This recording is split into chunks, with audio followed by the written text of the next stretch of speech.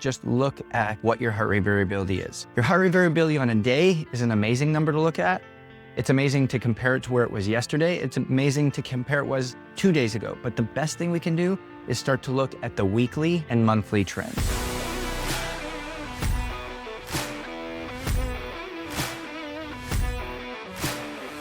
Hey everybody, welcome back to the Own It Show. I'm your host, Justin Rothany-Schofer. If it's your first time here, I just want to say thank you for joining me on this journey. It's been so fun just being able to share insights and takeaways and just ways that you can optimize your health, but even more so than optimize it, just really understand it. Understand your body so we can educate, equip, and empower you to take ownership of your health and realize life and life abundantly, the way in which we were promised to really use it and experience it. And so today, I really was just called to lean into a conversation that I had. I just got back from a 13-day road trip where I was on 11 different stages around North America, actually. I was in Canada and the United States.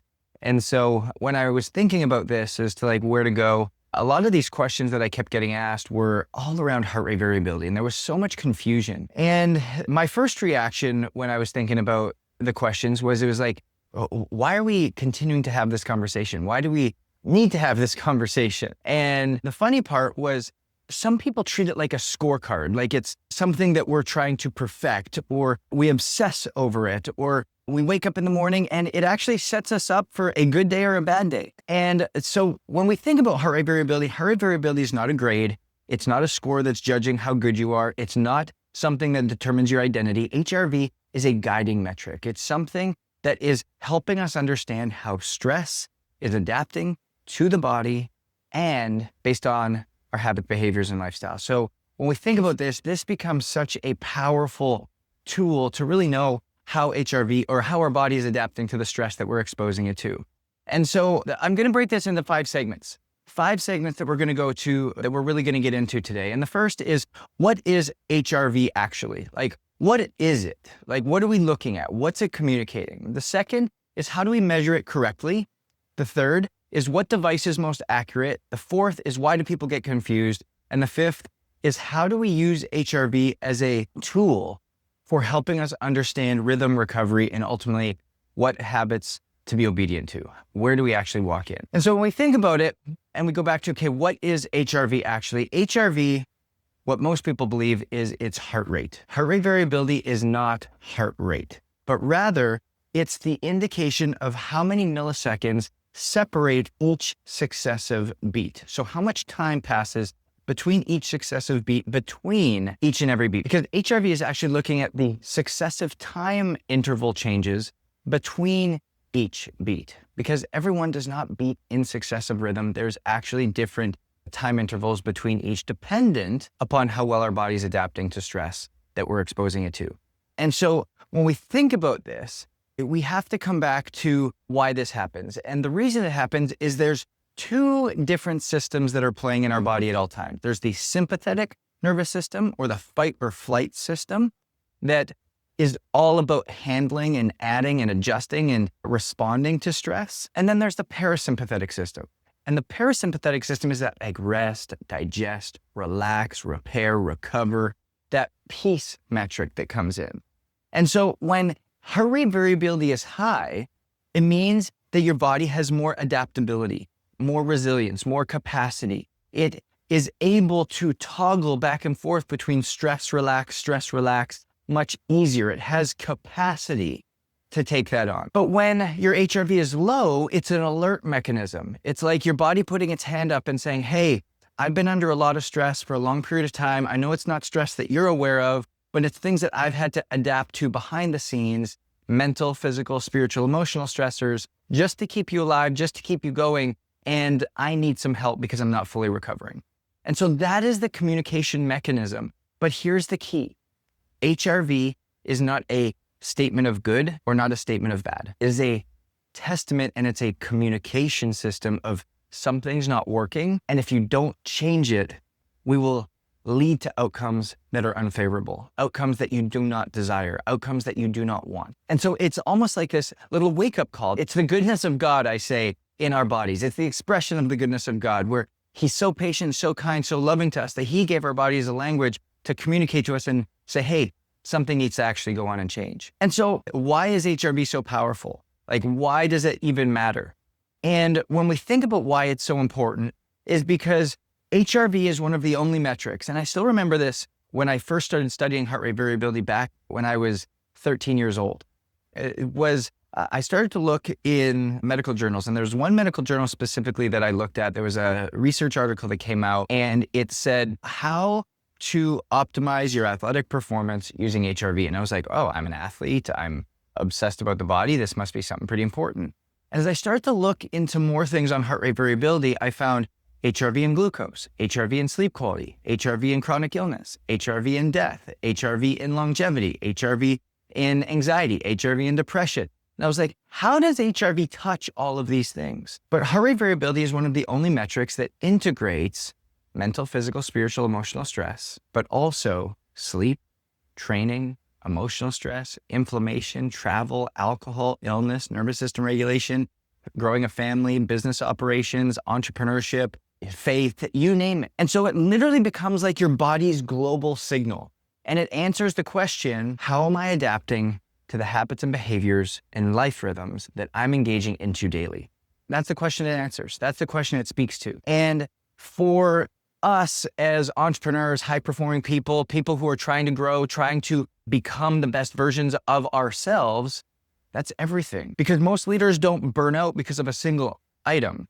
Most parents don't suddenly break because of a single item. It happens from unseen accumulation, things that are happening behind the scenes, things that have not been at the forefront, things that we've been ignoring for so long that suddenly become weights that bear us down. It's like that death by 1,000 cuts statement. And so heart rate variability, HRV, helps you see the invisible, helps make your habits, actions, and daily life rhythms and behaviors visible. These invisible things that occur just behind the scenes actually now in plain sight. And so when we think about heart rate variability, it's okay, I see it's important. I understand why it's like this cumulative factor, but now how do we measure it? And a lot of us by now, this is not a crazy statement, but we know we can find it in our wearables. If you've got a Whoop band, measures HRV. If you've got an Oura ring, measures HRV. If you've got a sleep aid bed, it measures HRV. If you've got Morpheus, measures HRV. Fitbit, Polar, Garmin, Apple, you name it, they all measure HRV. But here's the first thing I want to tell you, is your wearable devices are often causing more confusion than actually helping. Because what happens is you look at your heart rate or you look at your wearable device and you've got a recovery score, a regeneration score, a sleep score, a readiness score. And all of those algorithms are actually not helping you. They're actually creating more confusion because the algorithm, that individual company said, this is what we're looking at, this is what we're using, this is the gold standard. I don't know what the gold standard is, to be honest with you. I may not even actually recognize the number that I'm getting, the red, the green, the yellow, am I closing my circles? Like I may be trying to do all those things, but it's not actually registering or helping me understand the baseline number that I need to know, which is heart rate variability. Because you can have a high, I see this all the time, you can have a high sleep score, but a low HRV because you chronically have low HRV, but you just happen to get a little better sleep that night. And so, hey, green, that's not how the body is working. It's ignoring what the body is saying. You can have a high readiness score, but a low HRV because your HRV is chronically low, but you had a couple other biometrics that were higher that day. And so when this starts to happen, you start to just say, hey, I guess I just have a low HRV. That's just what I'm born and blessed and have to overcome with. And the answer is no. It's that you're continuing to ignore the language that God gave your body to start to engage, initiate, and make yourself aware that you need to do something different. And so when we think about this, no matter what wearable device you're using, we need to make sure that we are measuring heart rate variability, and that's the number we're looking at. Do not compare it to your readiness score. Do not compare it to your sleep score. Do not compare it to any other scores. Just look at what your heart rate variability is. Your heart rate variability on a day is an amazing number to look at. It's amazing to compare it to where it was yesterday. It's amazing to compare it was 2 days ago. But the best thing we can do is start to look at the weekly and monthly trend. What's our trend line day to day? Is it going up and is it in association with that? Or is it going down and is it in association with that? Is it going up and there's an outlier that it's low? Or is it going down and it's an outlier that it's high? Use that information to start to understand, hey, if it's an outlier and my trend was going down and it's high, what did I do last night? How did I structure my day yesterday? How did I prioritize sleep? How did I eat? How did I engage with people? Who was I around yesterday? Start to allow a lot of those things to start to have influence.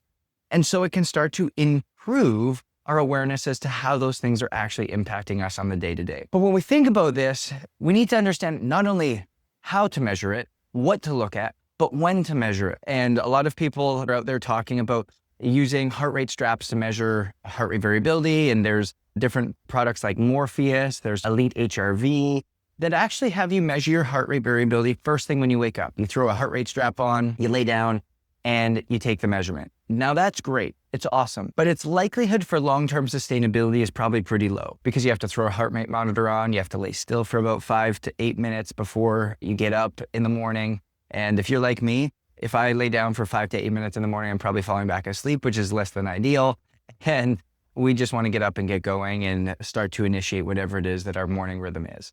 And so when we think about this, we need to find the best way to measure. And I love Whoop and Oura. When you look at the way in which they've designed their technology, it uses what's called polysonography. What polysonography is, it's if you look underneath, you'll see kind of like this flashing green light. You can kind of see that flashing green light. It's sending little waves through our skin and it's refracting back and it's measuring all of the different pulse waves that are coming from your blood, which is measuring heart rate variability, different sleep staging, all of these things. And so again, when you compare it to medical grade, it's amazing. However, best in class is heart rate strap. But here's the downside. Once you wake up first thing in the morning, and I'm sure this is the same for you as it is for me, I start thinking about what I have to do today. I start thinking about what else is going on in the house. And away we go, we lay down. There's always going to be something that changes, especially if we start having coffee, especially if the kids are coming and running in the room, so forth and so on. So Whoop and Oura, passive, sustainable, easy, but it pulls a nocturnal heart rate variability while we're sleeping. And the reason I love that is because when we, in science and in different types of random control trials and different studies that we would run, what you'd have to do is you would literally have to go and make it predictable, make it sustainable, and make it repeatable. And the way in which you do that is you minimize the variables. And so when we're sleeping, it minimizes the variables and it communicates how well our body is adapting to stress and strain based on the habits and behaviors and life rhythms that we've had for the last 24 to 48 hours, which is why I love that metric. I love it. And so that is when we want to look at it. So you may be getting it from your 8-sleep mattress, not as accurate as Whoop and Oura. You may be getting it from your Apple Watch, not as accurate as Whoop and Oura. You may be getting it from some other sensor that's in your home, not as accurate as Whoop and Oura.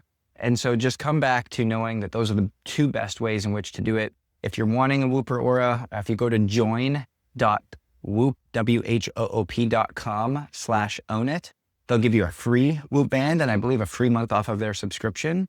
If you go to Oura Ring, O-U-R-A Ring, Oura, O-U-R-A Ring.com/ownit, they give you a pretty heavy discounted Oura Ring, which is pretty nice. And so those are the things that I want you to realize and recognize and really starting to be able to utilize those things. And then we come into segment 5, which is what is the most common confusion within HRV? Why do we start to be confused when we start to measure it and look at it? And a lot of the questions that I often get are things like this. I really highlighted 4 of my most common questions. The first one is, why is my HRV low even though I feel fine? And the thing is, because HRV is such a sensitive metric. Remember, it's measuring the successive time interval between each heartbeat. Your body senses things long before it becomes reality. Your body keeps the score. Dr. Gabor Mate has an amazing book called Your Body Keeps the Score. And if you read it, you really start to understand the mental and emotional toll on what's going on physically within the body and how the interconnection and the interwoven components actually work. And so what happens is we could have eaten something that's created inflammation that your body's now having to react to even before you start to sense it, even before your joints start to hurt, even before your back starts to have pain, even before your socks feel like they're tight. All of a sudden your body recognizes it. And so it causes HRV to drop, and 24 hours later, you might have those sensations. You are overtraining. You're training for a marathon and you've just been adding and accumulating distance and volume and all of these things. And you feel fine, haven't burned out yet, but your body's like, hey, I need a breather here. I need a break. Poor sleep. You're sleeping 7 hours a night. I talk about this all the time. you're sleeping 7 hours a night, but your quality is so low that you're actually not restoring and regenerating and getting into the deep repair states. And it's your body saying, hey, look into this. It's the early detection of illness. This is where Whoop and Oura really blew up, was during COVID, because what it found was, I have a great story, an example of this is I saw my HRV drop probably about 75% and my resting heart rate skyrocket. And I said to my wife, I said, I think I have COVID. And she's like, no, you can't. This was when it was like running rampant. It was right in 2020. And she gave me a test and it was negative. I was like, no, I guarantee you I have COVID. My body's telling me that I do. There's these biometric changes that are acute and aware driving, if that's even a word, creating awareness. And lo and behold, 36 hours later, tested positive for COVID. And I say this because even what we've seen within our clients is we've been able to prevent illness, because when we see a 3-day downward trend in heart rate variability, it's that point that we activate a immune protocol, which again helps people give their body what it needs rather than, oh, I'm feeling symptoms and I'm starting to get sick. Well, that's 6-7 days after your HRV was talking to you. And so these are the things that we start to come in with. Is HRV is the warning system. It's the alert mechanism that answers that question, why can my HRV be down, but I feel fine? Because your body's asking you something. Why does my HRV plummet after drinking? Well, because it's a toxin going into your body. And it's amazing. You want to challenge HRV, you want to test it, not drink for 7 days. Look what happens to heart rate variability. And then have 2 or 3 glasses of wine or a couple cocktails one night and see what happens to heart rate variability. If you ever doubt it, if you ever question it, if you ever doubt its ability to see what's going on, try that. And you'll be like, oh my gosh, it actually knows what's happening. It actually understands what's going on. And there's actually something going on in my body, because I won't be hungover or feel anything the next day, but my gosh, that metric will tell me that something is off, that something was going on in my body and it was working harder than it was actually having to. The third question I get often is, why does my not rise even after I take a rest day or even after I try to relax a little bit more? Well, a few things. Number one is oftentimes it doesn't just take one day to undo what months has done. Second is a lot of times people think they're resting, but they're really actually just numbing themselves. Sitting and binging a show for 4 hours one night is not resting. You're still having stimulus. It's actually disrupting your sleep. It's actually creating different types of anxieties within you just with whatever you're watching. So rested time can still be wasted time if not done intentionally. So rest only becomes recovery once we have intentionality. Recovery has to, by definition, have rest in it that is done intentionally. So that's the goal, is not just rest, but recovery. That's the main focus. And then I addressed this before, but it's another one I just want to talk to, because a lot of people they've got a couple different devices that are measuring heart rate variability, and they notice discrepancies between different types of measuring devices. And so the thing they ask is, why is my nocturnal HRV lower than my daytime HRV? Because if you think about it, what you'd expect is, oh, I'm resting and recovering and sleeping at night, so heart rate variability should be higher than what I'm doing in my day that's sporadic and random and all of these other things. And the answer is that's correct. That's what we would see in a normal, healthy individual, somebody who has a great life rhythm, whose habits are operating the way in which their body is adapting to well. But if nocturnal HRV is lower, it often means A, that there's poor sleep quality, B, that you're actually not getting into deep restorative states of sleep at night and that your body is staying on, C, that there's late meals or alcohol intake that are disrupting those sleep cycles as well. There's mouth breathing happening or sleep apnea occurring, which we're going to want to address in a different way. There's high cortisol and thus an inversing of the circadian rhythm, cortisol and melatonin cycle interaction. And then your nervous system is just stuck on. It's stuck in protective mode. And so we're going to have to do some things to actually start to lean into that. And so those are some things that I hear questions like all the time. And then one of the last ones, I've got 2 more here. One of the last ones is, where should my HRV be? Like, what is a good HRV number? And when we think about HRV and what that number should be, remember, higher is better, lower is an alert. I'm going to give you some age bracket numbers because we've taken about 5 million people's data and we've been able to actually start to correlate some of these numbers accordingly. And so if you're 45 years old, male or female, doesn't matter. If you're 45 years old you should be looking at an HRV of 45 or greater. If you're 35 years old, you should be looking at an HRV of 55 or greater. If you're 25 years old, you should be looking at an HRV of about 65 or greater. And then if you're gonna go the other way and you wanna go to 55 years old, you should be looking at an HRV of 40 or greater. And so those baseline numbers, those baseline metrics, if you are at that number or above, what that means, and this is really critical, is that you are 84% less likely to have any types of chronic illness over the course of your lifetime, because your body is adapting well to stress and strain. The habits and behaviors and life rhythms that you're engaging with, your body is liking and adapting to positively.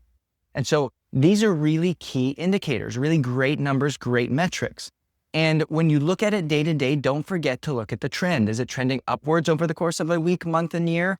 Is it trending down? What months were heavier than others over the course of the year? What was going on during those months? Was it a certain quarter? Were there things that are preventable or you could do differently? How do you start to restructure, reorient, re-rhythm your life going forward? Remember, rhythms in life are timing and order. Habits in life are actions. Timing and order stay the same. That's what creates consistency. What goes first? What comes first? What gets on the calendar first? How do we start to order and time out our days and our weeks? Keep those similar, but based on different seasons, habits will change, and that's okay. The biggest thing and the biggest error we make is we try to keep habits for life. Well, what you did before you had kids doesn't have the same effect anymore. The time that you might work out is different. The time you go to bed might be different. The sleep quality might be different. The time you do your quiet time might be different. The pace of life might be different. But if your rhythms are focused and stay the same, and you have very select boundaries and guardrails, you just switch your habits in amongst, and HRV starts to validate, redirect, or dictate that for you. And then the last question I usually get is, should I change my whole day based on HRV? And the answer is no. Do not change your entire day on HRV. I think this is one of the most misconstrued things, because HRV is not your God. It is a guide. HRV guides you to make better decisions. And if your HRV is low, don't quit. We've talked about this. We talk about this in Own It all the time and with your coaches, is we're going to start to make changes from how are we getting the sleep quality in to optimize the detoxification of our cells. How do we start to change our action steps from our workouts, our fitness, our step count, our zone 2, our zone 5, so that we can optimize for oxygen efficiency in our body? And then how do we change diet, supplementation, environment, so that we can start to optimize for nutrients in our cells? And when we start to do that, we start to use it as a guide, and we start to have somebody who's creating a narrow path for us, that's when we start to win. If HRV is low, don't quit, but start to adjust. Start to have little adjustments. Maybe it's a mobility day we start adding in. Maybe we start to get really focused on building guardrails and boundaries about a reacclimation routine coming from work to home. Maybe it's that we get really focused on a boundary of when we shut the TV off, when we start down-regulating at night. We create a great night routine so that our morning can start to win. How do we start to position ourselves as to where do we use our phone? Where are we on technology? These are all little adjustments that we can do to make sure that we can not obsess over things, but rather integrate them in very specifically and see things work. The last thing I want to touch on here is the word consistency, because consistency will always compound, but we can consistently do unintentional things, or we can consistently do intentional things. And when we consistently do unintentional things, that is when we start to see things break down. But when we can consistently do intentional things, that's when we start to see positive outcomes that we desire. And so really making sure that we can put this into play, and consistency is not about perfection, but rather abiding by these two laws. The law of never two, so we never miss 2 days in a row. If we consistently aim for a certain rhythm at night or a certain habit that we fit into that rhythm, then if we miss a day, it's not a big deal, but we don't miss it the next day. We don't make compromise a habit, we make consistency a habit. So if you think about it, you could miss 3 days a week, but you're just alternating. I'm on it, I'm off it. And 4 out of 7 days, that's consistency. But here's the kicker. We go to law number 2, and it's the law of never zero. We never take a zero on the day. So if you were thinking you were wanting to get a 30-minute run in and that was the goal, or your day blew up and you had to go pick up the kids early and the dog was sick, whatever it might be, instead of a 30-minute run, go get a 2-minute run. Guaranteed you got time for that. And then you go back and you never miss 2 days in a row. Go back to law number 1. When you start to orient law number 1 and law number 2 together, you win. long-term because you've never taken a 0 on a day. Anything times 0 is 0. So you never allow yourself to take a 0 on the day. I will always grow, even if it's just by 5% today. Did 5% of what I was supposed to do. That's growth. That's a positive shift in the right direction. And then tomorrow I'm getting back on because I never missed 2 days in a row. And when you are consistent, it creates confidence. Why? Because confidence is creating undeniable evidence that you are who God says you are. And when you walk in those, it gives you the ability to lean. And heart rate variability will be that number, that guiding light as to whether you're going in this direction positively or not. So I want to leave you with this. HRV is not about performance, but rather it's about stewardship. Are you living in alignment with the way God designed your body? Are you living in alignment with the things that you're being asked to do that are going to create longevity, that are going to allow you to run the race long term, that are going to give you the sustainability to do what you're actually called to do? Because the nervous system cannot thrive in chaos. And God designed us to have a rhythm in the way we live, day and night, work and rest, evening and morning, sunrise, sunset, moonrise, moonset. There are these rhythms in life that we cannot escape, and we have to abide by them. And heart rate variability is the metric and the guiding number that will tell us if we're on it or we are off it. It is a God-designed number. It is a God-designed rhythm, and it's a language that's there. So don't chase that number. Don't chase the number. Look for rhythm. Build it in. Align with it so that your body can do what it was designed to do, because that is what the uncommon person does. That's what ownership looks like. And that's how you find true health and true healing. We know success is different, so own your different. I will see you guys next week.